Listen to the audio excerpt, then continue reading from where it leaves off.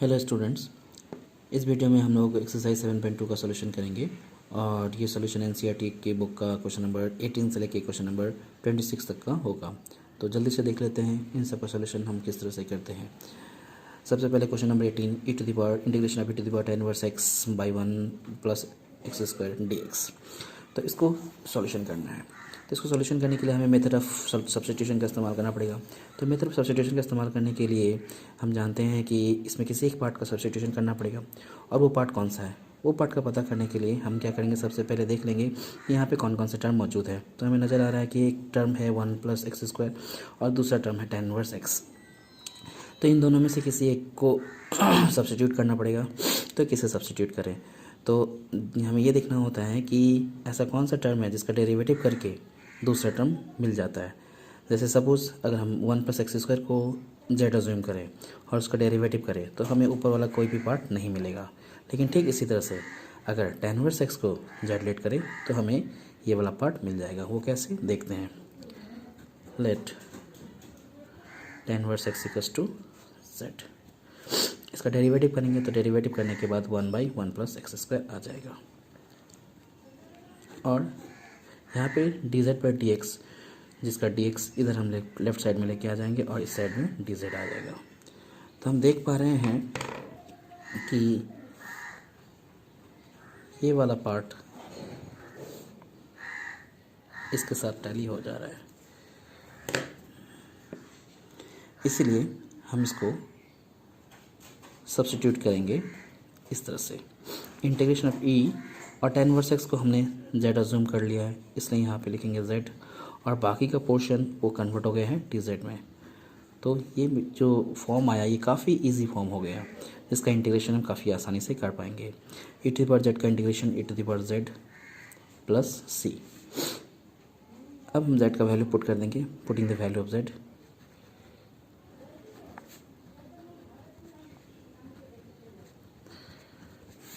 Z का value put करेंगे और सी क्या है, integrating constant, where C is integrating constant.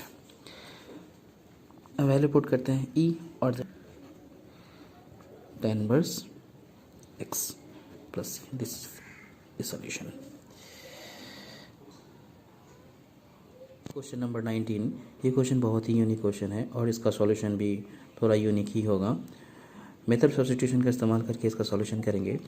तो मेथड ऑफ सब्स्टिट्यूशन के रूल्स के हिसाब से हमें यहाँ पे टर्म को चेक करना पड़ता है कि कौन से टर्म को हम z अज्यूम करें और उसका डेरिवेटिव करके हमें दूसरा वाला पार्ट मिल जाए। बट यहाँ पे हम देख पा रहे हैं कि e to the power 2x plus 1 को z लेट करेंगे तो हमें ऊपर वाला पार्ट नहीं मिलेगा, या फिर ऊपर वाले पार्ट को z लेट करेंगे तो नीचे वाला पार्ट नहीं मिलेगा। तो फिर क्या करेंगे, ऐसे कंडीशन में हमें कुछ सिंप्लीफिकेशन करना पड़ेगा और यहाँ पे भी कुछ सिंप्लीफिकेशन ही करना है। तो वो कैसे करेंगे, इस क्वेश्चन में हम करेंगे कि जितने भी टर्म इस न्यूमरेटर और डिनोमिनेटर में मौजूद हैं सभी को e to the power x से डिवाइड करेंगे। वो कैसे देखते हैं, e to the power 2x by e to the power x plus 1 by plus नहीं minus 1 by e to the power x, e to the power 2x by e to the power x plus 1 by e to the power x। यहाँ पे mention कर देते हैं dividing each term of fraction by e to the power x। इसके बाद e to the power 2x और e to the power x ये आपस में कैंसिल होके e to the power x बचेंगे और ये वाला e to the power minus X बन जाएगा। यहाँ पे भी e to the power x plus e to the power minus X, ये हम देख पा रहे हैं। अब हमें नज़र आ रहा है कि हम यहाँ पे अब मेथड ऑफ सब्स्टिट्यूशन का इस्तेमाल कर पाएंगे। Let e to the power x plus e to the power minus X equals to z। e to the power x का डेरिवेटिव करेंगे तो e to the power x और e to the power minus X का derivative करेंगे तो minus e to the power minus X. ये dx को इस साइड लिख देंगे और यहाँ पे बन गया dz। अब हमें क्या नज़र आ रहा है कि ये जो पार्ट है ये पार्ट इसके साथ टैली हो जा रहा है, जिस वजह से हम इसका सब्स्टिट्यूशन कर पाएंगे।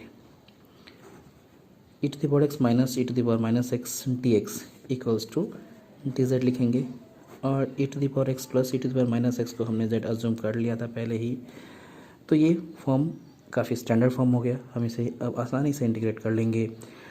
Integration of D Z by Z equals to log of mod z plus c, where c is integrating constant, अब z का वैल्यू पुट कर देंगे। So z equals to e to the power x plus e to the power minus x plus c. इसको और भी simplify कर सकते हैं, या फिर हम यहीं पे भी आंसर छोड़ सकते हैं। सो ये हो गया हमारा सॉल्यूशन। क्वेश्चन नंबर 20, ये क्वेश्चन नंबर 19 की तरह है, लेकिन ये क्वेश्चन नंबर 19 से थोड़ा इजी ही है। क्यों? क्योंकि हम इसमें देख पा रहे हैं कि डिनोमिनेटर में मौजूद टर्म को डेरिवेटिव करके हम न्यूमरेटर में मौजूद टर्म को एक्सप्रेस कर पाएंगे। तो ये काफ़ी आसान है, इसमें ज़्यादा डिफ़िकल्टीज नहीं है। डायरेक्ट रिलेट कर लेते हैं। E to the power 2x plus e to the power minus 2x equals to z। Derivative करेंगे। डेरिवेटिव करने के बाद e to the power 2x का derivative e to the power 2x, और 2x को चेन रूल के हिसाब से डेरिवेटिव करने से एक 2 भी आ जाएगा। Same again e to the power minus 2x का डेरिवेटिव करेंगे तो e to the power minus 2x, और माइनस 2x का डेरिवेटिव चेन रूल के अकॉर्डिंग करने से एक माइनस 2 भी आएगा। फिर इसमें dx लिख देंगे और dz। उसके बाद थोड़ा सा सिंप्लीफिकेशन करेंगे, 2 कॉमन लेंगे, e to the power 2x minus E to the power minus 2x dx equals to dz। और थोड़ा सिंप्लीफाई कर लेते हैं, e to the power 2x minus E to the power minus 2x dx equals to dz by 2। हमें ये term मिला, और हम देख पाएंगे कि ये जो पार्ट है ये इसके साथ टैली हो रहा है, तो इसके प्लेस में हम पुट कर पाएंगे dz बाई 2। तो करते हैं integration E to the power 2x minus E to the power minus 2x dx equals to हमें मिल गया dz बाई 2, और dz बाई 2 को हम ये बाहर में 1/2 कर देते हैं, और e to the power 2x plus e to the power minus 2x को हमने z अज्यूम किया था, इसलिए ये 1/z। अब 1/z dz का इंटीग्रेशन करेंगे तो 1/2 log of mod z plus c, where c is integrating constant. अब हम z का वैल्यू पुट कर देंगे। z इक्वल्स टू हमने पुट किया था e to the power 2x plus e to the power minus 2x plus c। इसका simplification हम और भी कर सकते हैं, बट यहाँ पे आंसर छोड़ देने से भी करेक्ट है। क्वेश्चन नंबर 21, इस क्वेश्चन को हम डायरेक्ट भी सॉल्यूशन कर सकते हैं, बट हम इसमें मेथड ऑफ सब्स्टिट्यूशन का ही इस्तेमाल करेंगे। यहाँ पे कुछ अलग से सब्स्टिट्यूट करने की कोई ज़रूरत नहीं है, सिर्फ 2x माइनस 3 को ही सब्स्टिट्यूट कर लेंगे ताकि ये फॉर्म थोड़ा सा आसान हो जाए। Let 2x minus 3 equals to z, 2x minus 3 equals to z। इसका डेरिवेटिव करते हैं, तो डेरिवेटिव करने का 2 dx इक्वल्स टू dz बन जाएगा। ओके, तो सब्स्टिट्यूशन के बाद हम देख पा रहे हैं कि ये हो गया tan स्क्वायर, और 2x माइनस 3 को हमने z अज्यूम किया, इसलिए यहाँ पे z, और dx equals to dz by 2 लिख सक पाएंगे हम। तो dz यहाँ लिख लेते हैं और 1/2 को बाहर लिख लेते हैं, क्योंकि यहाँ पे dx equals to dz by 2 आया था। ओके, तो tan स्क्वायर z का इंटीग्रेशन करना थोड़ा सा डिफिकल्ट है, क्योंकि इसका डायरेक्ट कोई फार्मूला नहीं है, तो हम इसे डायरेक्ट फार्मूला यूज़ करने के लिए सेक में कन्वर्ट कर देंगे। तो वो कैसे? इस तरह से tan square z equals to sec square z minus 1। अब हम लीनियर प्रॉपर्टी के अकॉर्डिंग सभी पार्ट का अलग अलग इंटीग्रेट करेंगे। Integration of sec square z dz minus integration of 1 dz 1/2 sec square z का इंटीग्रेशन tan z और 1 का integration z plus c, where c is integrating constant, where c is integrating constant. अब z का value put कर देना है 1/2 10 Z equals to 2x minus 3 Z equals to 2x minus 3 और इस जेड के प्लेस में भी 2x minus 3 bracket close plus C. ये हो गया हमारा आंसर। इसका सिंप्लीफिकेशन और भी हो सकता है, बट इसे हम और भी सिंप्लीफाई कर सकते हैं। जैसे कि हमारा आंसर आया 1/2 10 2x minus 3 minus 2x minus 3 bracket के साथ और प्लस सी।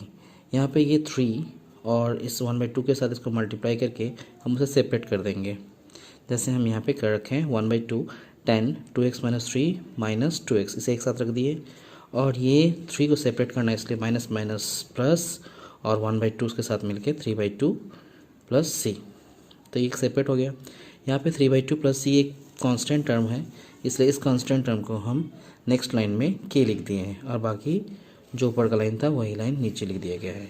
इससे क्या हुआ, हमें एक नया आंसर मिला और ये आंसर बुक के साथ टैली हो जाएगा।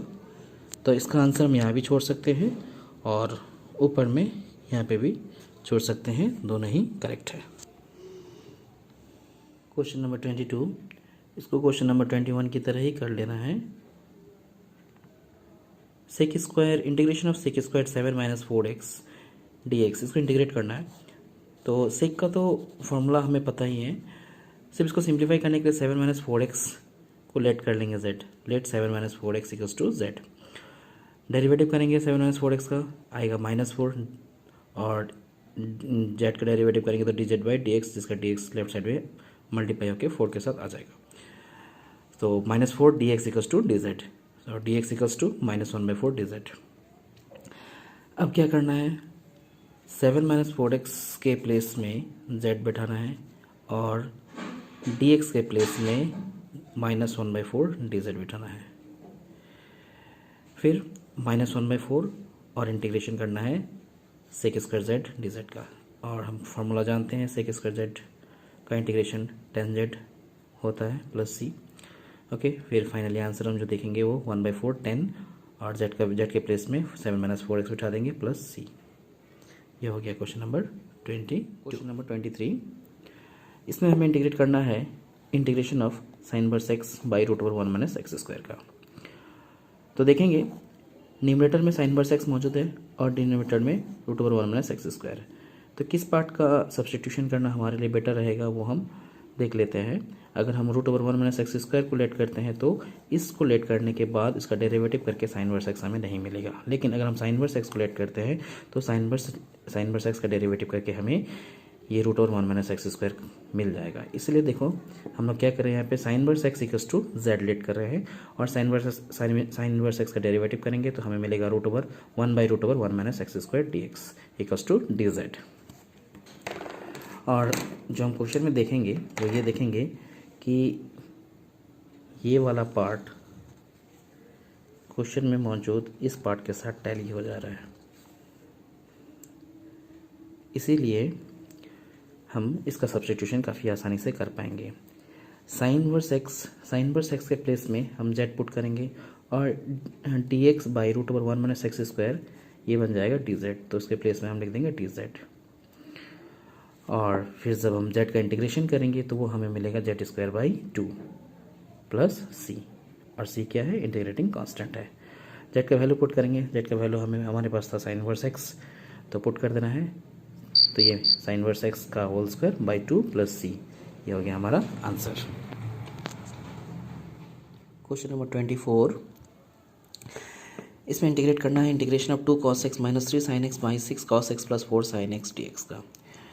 तो इसमें जो डिनोमिनेटर है 6 cos x plus 4 sin x उसको हम z कंसिडर करके सॉल्व करेंगे, जैसे हम यहाँ पे कर रखे हैं।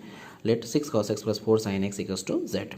डेरिवेटिव करेंगे, इसका डेरिवेटिव करने के बाद हमें मिलेगा -6 cos का डेरिवेटिव sin x, और cos का डेरिवेटिव करने के बाद माइनस आता है जिसकी वजह से यहाँ पे माइनस लगाया गया है, प्लस 4 sin x का डेरिवेटिव cos x, इसे ब्रैकेट में रखेंगे, dz बाई dx, जो dx लेफ्ट साइड में मल्टीप्लाई के फॉर्म में आ जाएगा। तो हमें ये लाइन मिल गया। अगले लाइन में हम यहाँ से 2 कॉमन लेंगे और 2 कॉमन लेने के बाद ब्रैकेट के अंदर बचेगा -3 sin x plus 2 cos x dx equals to dz। और थोड़ा इसको फिर से रीअरेंज कर लेते हैं, और रीअरेंज करने के बाद 2 cos x minus 3 sin x dx equals to हम लिख पाएंगे dz/2। अब इसका सब्स्टिट्यूशन हम करेंगे तो हमें यहाँ पे देखने को मिलेगा कि ये पार्ट और ये पार्ट टैली हो जा रहा है।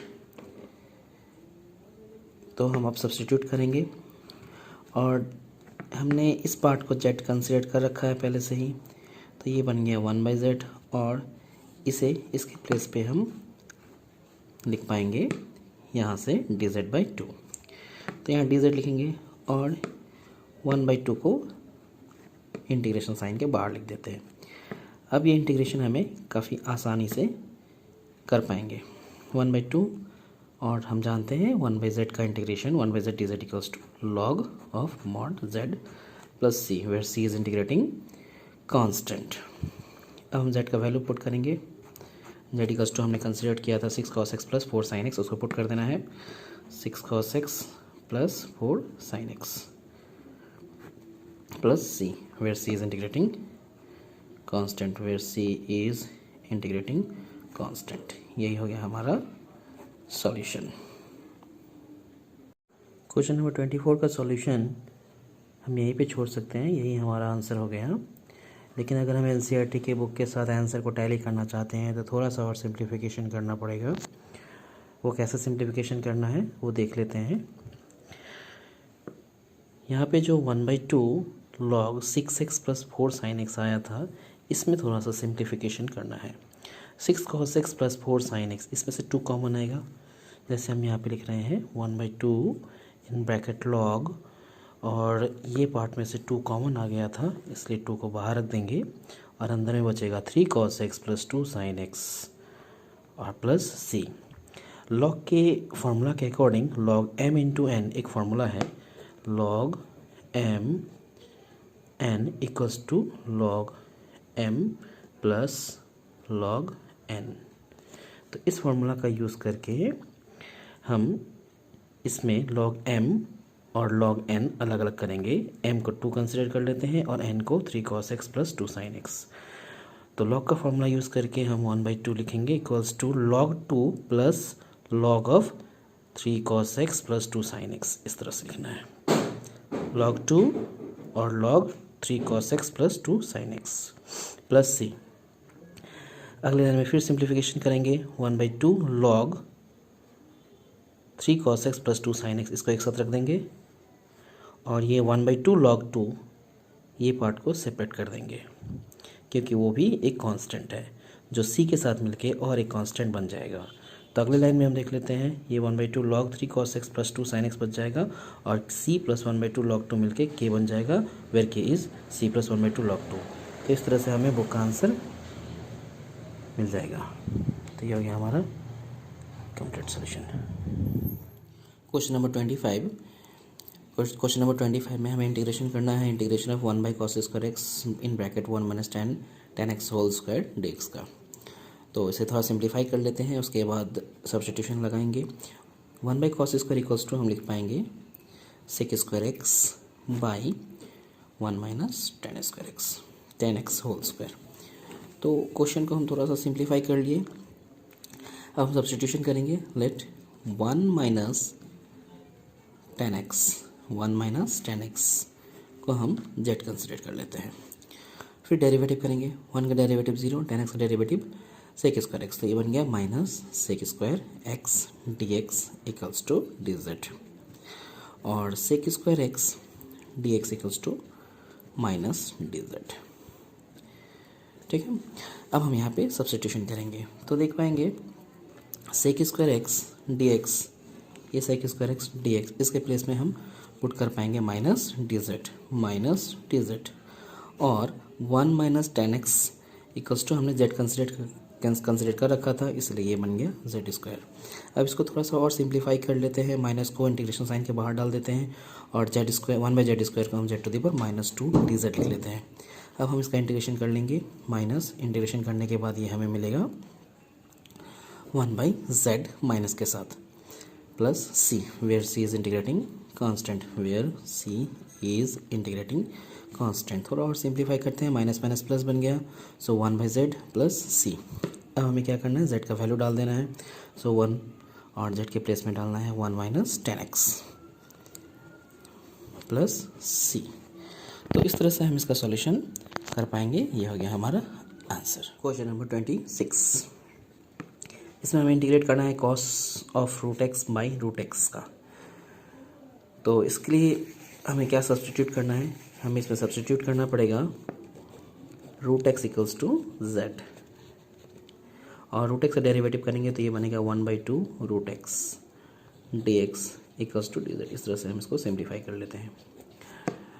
उसके बाद 1/रूट x d x equals to हम लिख पाएंगे 2 डी जेड। इसी का सब्सटीट्यूशन हम करेंगे, ये पार्ट टैली हो रहा है इस पार्ट के साथ।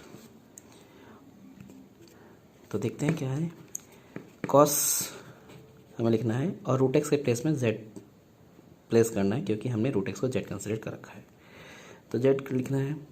और d x by root x इसके प्लेस में हम लिख सकते हैं 2 डी जेड, तो डी जेड हम यहाँ लिख देंगे और 2 को इंटीग्रेशन साइन के बाहर, क्योंकि वो कांस्टेंट है।